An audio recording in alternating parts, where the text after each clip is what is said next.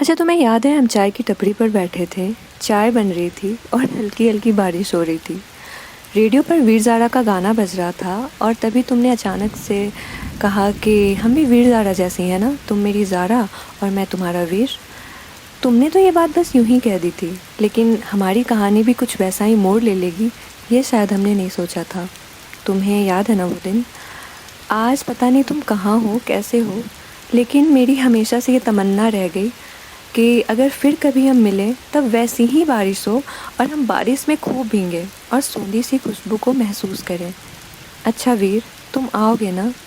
अगर इस बार आना तो पूरी उम्र साथ लिए आना, और अपने साथ वो मौसम भी लेकर आना जब हम मिले थे।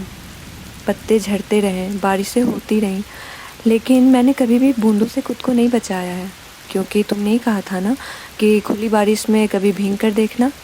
चेहरे पर पड़ती बूंदों की हल्की चोट से बड़ी गुदगुदी लगती है, और बारिश थम जाने के बाद मिट्टी की जो खुशबू होती है ना, वो हमारी मोहब्बत में ताज़गी लाती है। लेकिन वीर, फिर वैसा मौसम तो आया नहीं। बारिशें तो हुई और बहुत बारिशें हुई, कई बूंदें तो मेरी आंखों से भी निकले। अभी पिछले रात की तो बात है, गहरी नींद में थी, अचानक खिड़कियों से तेज़ हवा आने लगी। बाहर से आती धूल मेरे चेहरे पर पड़ी तो लगा कि बारिश आने वाली है, लेकिन ये बस हल्की सी आंधी थी। ऐसा क्यों होता है कि अक्सर तेज़ हवाएं और बारिशें मुझे तुम्हारी याद दिलाती हैं?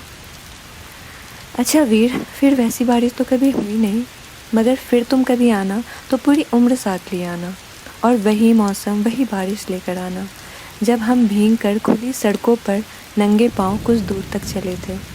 सच बताओ वीर, मैं इंतज़ार करूँ ना? तुम आओगे ना?